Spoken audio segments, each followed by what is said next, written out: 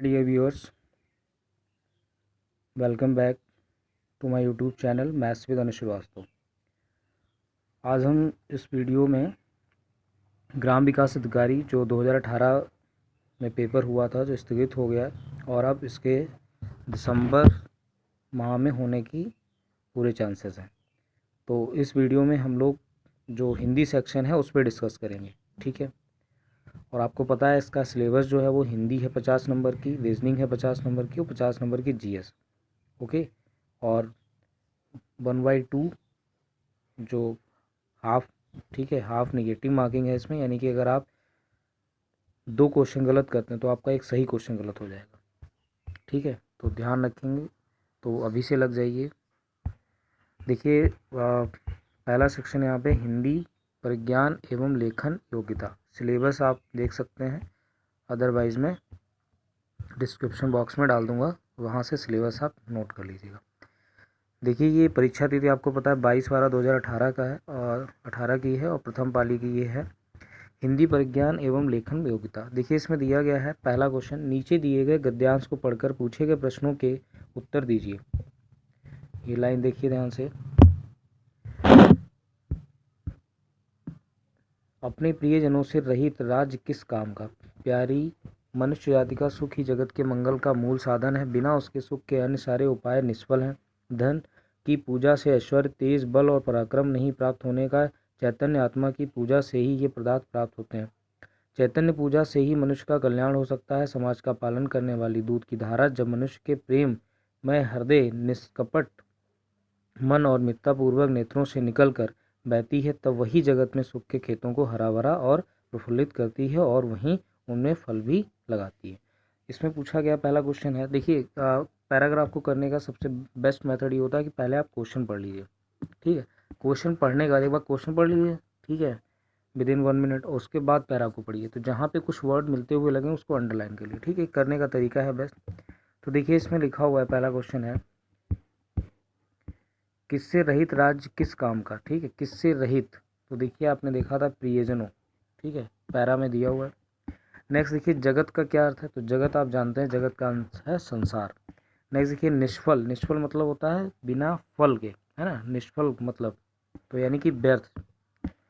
सुख के खेतों को हरा भरा और प्रफुल्लित करने का अर्थ क्या है? यानी कि सुख के खेतों को हरा भरा और प्रफुल्लित, जीवन को सुख में बनाना, जीवन को दुख में बनाना। तो बीवा तो एलिमिनेशन हुआ, खेतों की सिंचाई करना, जीवन को संकट में डालना। तो बिल्कुल गलत, यानी कि ऑप्शन ए करेक्ट हो जाएगा। क्वेश्चन नंबर 5 पे चलते हैं। क्वेश्चन नंबर 5 में बोला है निम्न में दीर्घ स्वर है। दीर्घ स्वर अब क्या होते हैं? तो दीर्घ स्वर आपको पता है इसमें कौन सा, देखिए ये एलिमिनेट हो गए, ठीक है, और उसके बाद बना है दीर्घ स्वर, यानी ऑप्शन बी। तो बड़ा, बड़ी, बड़ा ऊ दीर्घ स्वर है, छोटा, छोटी, बड़ा ऊ, ठीक है, ये यहाँ पे गलत लिखा हुआ है, ठीक है, छोटा ऊ। उसके बाद ऋ हर्ष स्वर है, ए औ संयुक्त स्वर है, तो यानी ऑप्शन इसमें बी करेक्ट हो जाएगा। निम्न में अंतस्थ व्यंजन कौन से? तो अंतस्थ व्यंजन देखिए कौन सा है इसमें, वा। तो आपको याद रखना है या रा ला वा शा। तो या रा ला वा ये क्या है? अंतस्थ व्यंजन है। शा सा श ह उस व्यंजन है। मैंने बताया या रा ला वा ये क्या है? अंतस्थ व्यंजन है, और शा सा ह ये उष्म व्यंजन है, ठीक है। उष्म व्यंजन मतलब इसमें बोलते समय मुख से उष्मा का हुआ, मतलब अब जैसे गा और जा, इसमें क्या दिए हुए हैं? स्पर्श व्यंजन। निम्न में अल्प प्राण व्यंजन कौन सा है? ये इंपॉर्टेंट है, क्वेश्चन नंबर 7। देखिए, अल्प प्राण व्यंजन कौन सा है? तो इसमें जो है ऑप्शन बी करेक्ट है। अब क्यों करेक्ट है? देखिए, जिन व्यंजनों के उच्चारण में श्वास अल्प मात्रा में निकले, जिनमें हकार जैसी ध्वनि नहीं होती, उन्हें अल्प प्राण व्यंजन कहते हैं। प्रत्येक वर्ग का पहला यानी का, चा, टा, ता, पा, तीसरा और पांचवा वर्ण और अंतस्थ व्यंजन अल्प प्राण व्यंजन है। देखिए फिर से सुनिए क्या बोला है। प्रत्येक वर्ग का पहला यानी कि का, फिर उसके बाद दिया तीसरा, और उसके बाद फिर दिया पांचवा वर्ण और अंतस्थ व्यंजन अल्प प्राण व्यंजन कहलाते हैं। ये ध्यान रखना, तो ऑप्शन बी करेक्ट हो जाएगा। क्वेश्चन नंबर 8 देखिए, निम्न में घोष वर्ण कौन सा है? तो घोष वर्ण क्या होते हैं? पहले घोष वर्ण के बारे में पता करते हैं। तो देखिए, नाद की दृष्टि से जिन व्यंजन वर्णों के उच्चारण से स्वर तंत्रियाँ झंकृत होती हैं वे घोष वर्ण कहलाते हैं। प्रत्येक वर्ग का तीसरा, यहाँ पे बात ध्यान रखनी है, प्रत्येक वर्ग का तीसरा, चौथा, पांचवा वर्ण सभी स्वरवर्ण या रा ला व श यानी कि जो अंतस्थ वाले थे, हाँ, घोष वर्ण है। अब देखो इसमें तीसरा, चौथा, पांचवा, तीसरा, चौथा, पांचवा की बात कीजिए, ये क्या है? घोष वर्ण। ऊपर देखिए यहाँ पे क्या लिखा है? प्रत्येक वर्ग का पहला, तीसरा, पांचवा, यानी पहला, तीसरा, पांचवा, यहाँ पे एक का गैप है, ये हो गए अल्प प्राण। ठीक है, ये ध्यान रखना है। नेक्स्ट चलते हैं, इसका आंसर देख लीजिए क्या है। इसका आंसर है निम्न में घोष वर्ण कौन सा है? तो इसमें कौन सा होगा? जा। ठीक है, अब जा देखिए कौन सा है ये। तो प्रत्येक वर्ग का तीसरा, चौथा, ठीक है, पांचवा वर्ण सभी, तो ये ध्यान रखना है। नेक्स्ट चलते हैं क्वेश्चन पे। क्वेश्चन नंबर 8 हो गए, क्वेश्चन नंबर 9 पे चलते हैं। निम्न में ओष्ठ वर्ण कौन सा है? तो ओष्ठ वर्ण क्या होते हैं? देखिए नाम से ही क्लियर होगा, ओष्ठ वर्ण यानी कि क्या होगा? वे व्यंजन जिनका उच्चारण दोनों ओष्ठों से होता है उनको ओष्ठ व्यंजन कहते हैं। इन व्यंजनों के उच्चारण के समय दोनों ओष्ठ स्पर्श करते हैं तथा जीवा निष्क्रिय रहती है, जैसे पा, फा, व, म, ये सब क्या है? ओष्ठ। तो इसका जो ऑप्शन हो जाएगा वो ऑप्शन डी होगा। देखिए ऑप्शन डी दिया हुआ है, ठीक है, छोटा ऊ बना हुआ है, ये ध्यान रखना है। ठीक है, इसका जो एक्सप्लेनेशन है देख लीजिएगा आप। ठीक है, इसमें दिया हुआ है छोटा ऊ, बड़ा ऊ, पा वर्ग, और पा वर्ग के जितने भी हैं, ठीक है, छोटा बड़ा कंठ वर्ण हुए और छोटी बड़ी तालव्य हुए। ठीक है, इसको KTM से याद रखिएगा। ठीक है, कंठ, तालव्य, मूर्ध, ये ध्यान रखना है। निम्न में योगरूढ़ शब्द कौन सा? अब योगरूढ़ की बात करें तो योगरूढ़ मतलब जलज। ठीक है, अब देखिए जलज, जल प्लस जा का अर्थ है जल से उत्पन्न, किंतु इसमें कमल का अर्थ लिया जाएगा तथा जलज शब्द योगरूढ़ है। ऐसे शब्द जो यौगिक तो होते हैं किंतु अर्थ के विस्तार से अपने सामान्य अर्थ को छोड़कर विशेष अर्थ के परिचायक हैं, योगरूढ़ कहलाते हैं। मतलब कहने का मतलब है कि दो बना तो दो शब्दों से है, ठीक है, यौगिक हो गया, ठीक है, लेकिन इनका कुछ अर्थ अलग हो जाए, कहने का जुड़ने के बाद, जैसे जलज, जलज एक नया अर्थ दे रहा है यानी कमल के बारे में, तो ये कौन सा हो गया? योगरूढ़ शब्द, यानी कि इसमें हो गया जलज। अच्छा, आप बताएंगे दूध वाला में, दूध वाला जो है वो कैसा शब्द है? महोत्सव का संधि विच्छेद तो सिंपल सा है, महा प्लस उत्सव। और आप बताइए कि महा प्लस उत्सव में यानी कि महोत्सव में कौन सी संधि है? कमेंट बॉक्स में लिखिए आप। नेक्स्ट देखिए बैलगाड़ी में समास, तो बैलगाड़ी, तो बैलगाड़ी देखो द्वंद्व समास तो है नहीं, दिग होगा नहीं, क्योंकि दिग होता है संख्या बताता है। ठीक है, द्वंद्व में आपने देखा होगा इस तरीके जैसे माता पिता में हाइफन लगा होता है। अब विभाव इसमें है नहीं, तत्पुरुष समास, ठीक है, यानी कि बैल की गाड़ी, यानी जहाँ पे कारक का लोप हो जाए वहाँ पे होता है तत्पुरुष समास।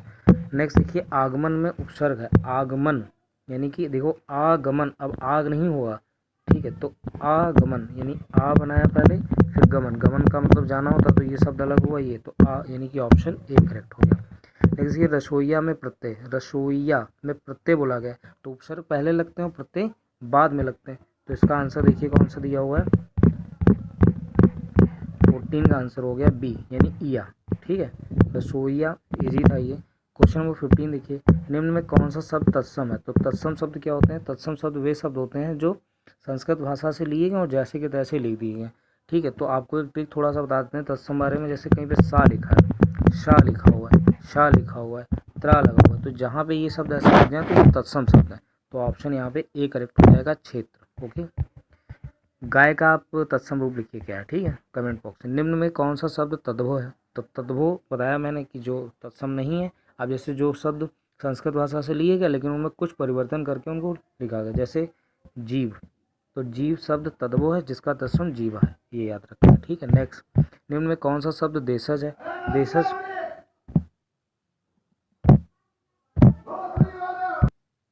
देखिए निम्न में कौन सा देशज शब्द है? तो देशज शब्द की बात करें, जैसे कटोरा शब्द देशज, जैसे कटोरा आम बोलचाल की भाषा में भी यूज करते हैं। वे शब्द जो विभिन्न बोलियों या भारतीय भाषाओं से हिंदी में आए या जिनका स्रोत अज्ञात है उन्हें देशज शब्द कहा है, जैसे जूता, कटोरा, खिचड़ी, पगड़ी, डिबिया, तेंदुआ, तो ये इसमें ऑप्शन कौन सा जाएगा? कटोरा। निम्न में कौन सा शब्द विदेशी है? विदेशी मतलब जो बाहर से लिया गया, तो देखिए मध्य, वचन, मयूर, टिकट, तो टिकट आपको लग रहा है विदेशी मतलब कि अंग्रेजी का शब्द, तो टिकट शब्द अंग्रेजी भाषा का शब्द है, ये शब्द विदेशी है।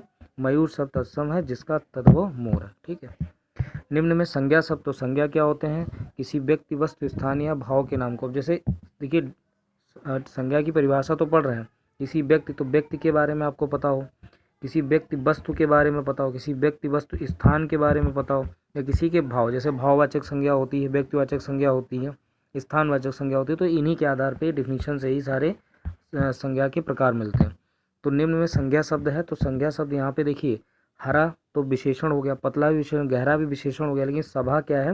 यानी कि समूहवाचक की बात कर रहा है, तो यानी कि सी हो गया ऑप्शन करेक्ट। ठीक है, जिन संज्ञा से वस्तु अथवा ये चीज़ मैंने समझा दी है, अब देख लेंगे इसको। निम्न में सर्वनाम शब्द है, तो सर्वनाम शब्द आप देखिए कौन सा सर्वनाम शब्द कौन सा है? तो देखो नींद तो है नहीं, रोग है नहीं, सफाई, कौन है यहाँ पे? क्यों? अब कौन क्यों है? क्योंकि कौन जो होता है वो जोड़ता है सेंटेंस को। ठीक है, ये ध्यान रखना है। ठीक है, ध्यान रखेंगे। ये कौन सा? प्रश्नवाचक सर्वनाम है। 20 क्वेश्चन हो गया। 21 देखिए, निम्न में विशेषण शब्द है, तो विशेषण क्या है? लड़कपन है, उचित है, कठोरता है, घबराहट है। लड़कपन, कठोरता, घबराहट, कमेंट बॉक्स में लिखिए कौन से हैं ये सब, और उचित इसमें विशेषण शब्द है। ठीक है, उचित शब्द विशेषण है, ये गुणवाचक विशेषण है। ठीक है, जिस शब्द से संज्ञा की गुण, दशा, स्वभाव आदि लक्षित हो उसे गुणवाचक विशेषण कहते हैं। विशेषण के सारे प्रकार पढ़ लेंगे अच्छे से। निम्न में प्रेरणार्थक क्रिया क्या है? प्रेरणार्थक मतलब क्या होता है? कि जिससे प्रेरणा मिले। ठीक है, तो उठना, चमकना, देना, गिराना, तो किसी के द्वारा जब इस तरीके से कराया जाए तो समझिए प्रेरणार्थक। जैसे गिराना प्रेरणार्थक क्रिया जिन क्रियाओं से इस बात का बोध हो कि कर्ता स्वयं कार्य न कर कर किसी दूसरे को कार्य करने के लिए प्रेरित करता है। जैसे गिराना, तो उठना खुद करेंगे, चमकना खुद चमकेंगे, देना दे खुद देंगे, लेकिन गिराना, ठीक है, तो ये हो जाएगा ऑप्शन सी करेक्ट हो जाएगा। मतलब किसी दूसरे के द्वारा जब प्रेरणा दी आपने उसको, उसने वो काम किया, तो वो हो गया प्रेरणार्थक क्रिया। निम्न में अव्यय क्या है? तो अव्यय देखिए इसमें क्या है? उत्तर है नहीं, जापानी है, ठीक। अव्यय होते क्या? प्रश्न बोलो से ठीक अव्यय है ऐसे क्रिया विशेषण जो किसी दूसरे शब्दों के मेल से नहीं बनते, मूल क्रिया विशेषण कहलाते हैं। जैसे ठीक, दूर, अचानक, फिर, नहीं। ठीक है, ये ध्यान रखना है अव्यय। और अव्यय जो होते हैं परिवर्तन नहीं होते हैं, जैसे संज्ञा और सर्वनाम इनकी वजह से नहीं परिवर्तित होंगे। जैसे मोहन ने कहा ठीक है, राधा ने कहा ठीक है, तो कोई परिवर्तन उसमें नहीं होगा। पक्षी का पर्यायवाची क्या है? तो पक्षी जानते हैं आप, बीहक। ठीक है, और जितने भी आपको आते हैं पक्षी के पर्यायवाची वो आप कमेंट बॉक्स में लिखें जिससे आपका रिवीजन हो। तो देखिए यहाँ पे खग, पखेरु, परिंदा, अंडज, भूधर, पर्वत और मीन मछली के पर्यायवाची। तो ये ध्यान रखने, भूधर, पर्वत और मीन ये किसके हैं? मछली के पर्यायवाची। जटिल का विलोम क्या होगा? तो जटिल का सिंपल सी बात है, सरल होगा।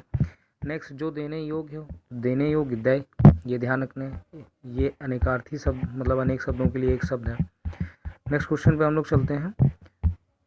देखिए दिन, दीन, ठीक है, दिन और दीन दोनों में क्या था? दिन से क्लियर हो गया, दिन मतलब तो दिवस हो गया, और दीन मतलब कहते हैं दीन दुखी, तो गरीब हो गया।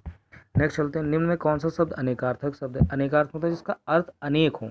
तो जैसे अंबर है, तो अंबर आपको पता है अनेक के कई, अंबर के कई सारे अर्थ हैं। तो देखिए कौन से, जैसे वस्त्र, आकाश, कपास, मेघ, यानी कि इसके कई सारे अर्थ हो सकते हैं। निम्न में से वर्तनी की दृष्टि से शुद्ध शब्द है, तो वर्तनी की दृष्टि से सही शुद्ध कौन सा शब्द बोला गया? देखो पूज्य गलत लिखा हुआ है। ठीक है, पूज्य जो होता है, पूज्य में बड़ा ऊ की मात्रा होती है। ठीक है, प्राण तो प्राण होते हैं, पता है आपको।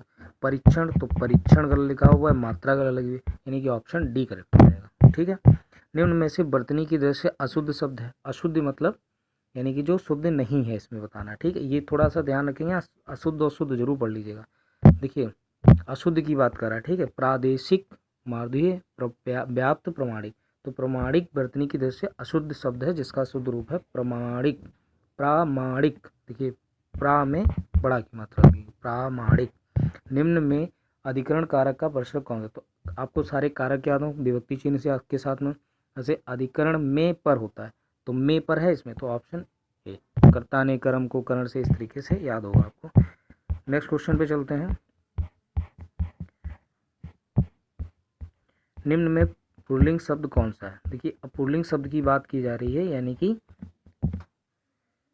जो शब्द पुरुष जाति का बोध कराते हैं उनको पुल्लिंग शब्द बोलते हैं, पुल्लिंग। ठीक है, अब देखो क्षमा दी जाती है, क्षमा दी जाती है, क्षमा मांगी जाती है, तो ये स्त्रीलिंग हो गया। घटना होती है, क्षेत्र होता है। ठीक है, क्षेत्र होता है, तो यानी कि वह उनका क्षेत्र, तो यानी कि ऑप्शन सी। इस तरीके से एलिमिनेट कर लेंगे। ठीक है, निम्न में स्त्रीलिंग शब्द कौन सा है? जैसे दुख आता है, गरिमा, अब गरिमा के नाम से ही क्लियर हो गया, गरिमा। ये गरिमा दिखाई जाती है, ठीक है। लेख लिखा जाता है, स्पर्श किया जाता है, इस तरीके से। किसका प्रयोग सदैव बहुवचन में होता है? किसका सदैव बहुवचन में होता है? तो देखो, लताएं, गायें, नारियां। दर्शन कभी नहीं होता है, ठीक है। लोगों ने दर्शन किए तो दर्शन नहीं में हुआ, तो मतलब एक वचन नहीं हो, बहुवचन है दर्शन। नेक्स्ट क्वेश्चन, निम्न में भूतकाल का उदाहरण। भूतकाल मतलब समझ रहे हैं, सिंपल सा है, जहाँ पे था दिख जाए समझ जाओ भूतकाल। देखो, इसका याद करने का तरीका है, पता होगा, सिंपल सी बात है, हो, ही, हैं, इस तरीके से, हूँ। और अगर था आ जाए, ये सब वर्तमान में होगा। और था आ जाए, थी आ जाए, थे आ जाए, ये सब भूतकाल में। गा गी गया आ जाए, ये सब भविष्यकाल में होंगे। इतनी चीज़ें पता होंगी सबको। निम्न में भाववाच्य है। भाववाच्य मतलब क्या होते हैं? देखिए, जो वाच्य होते हैं वो वैसे तो हैं क्रमवाच्य, कृतवाच्य, भाववाच्य, ठीक है। तो यहाँ पे देखिए, इस तरीके से मोहन से बैठा नहीं जाता है, जहाँ पे भाव, मोहन से बैठा नहीं जाता है, ये हो गया भाववाच्य। निम्न में कौन सा वाक्य मिश्र वाक्य? अब देखिए, मिश्र वाक्य होते हैं 3 प्रकार के। एक संयुक्त वाक्य हो गया, एक हो गया, पहले तो होगा सरल वाक्य, फिर संयुक्त वाक्य और मिश्र वाक्य, ठीक। तो मिश्र वाक्य, विद्वान सब जगह पूजा जाता है। अच्छा लड़का माता पिता की आज्ञा मानता है। नेक्स्ट देखते हैं,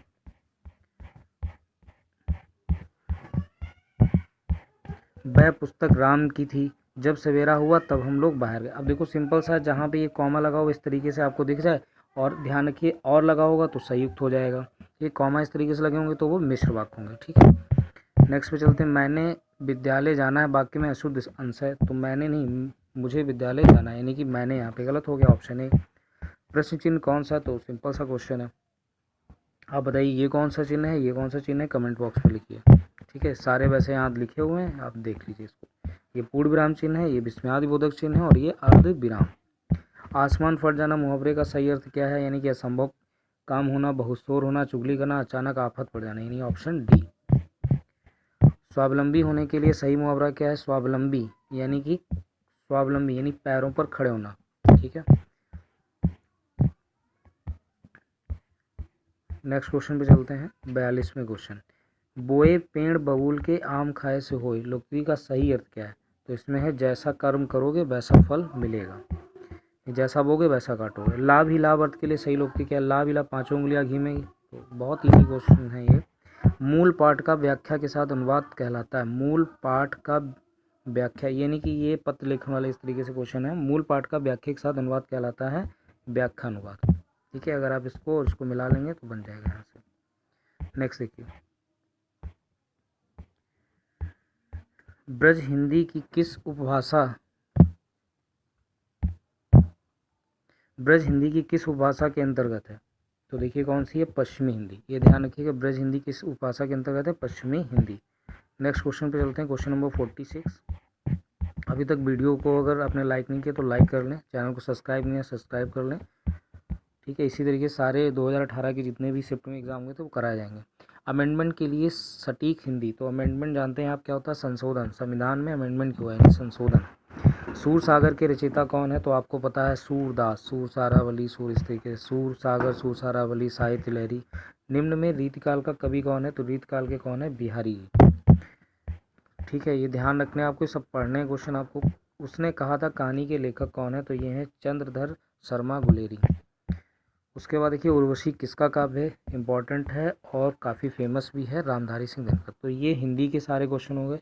अब हम लोग नेक्स्ट वीडियो में रीजनिंग, उसके बाद जीएस पे डिस्कस करेंगे। आई होप ये वीडियो सभी को अच्छा लगा होगा। So thank you for watching and don't forget to subscribe this channel.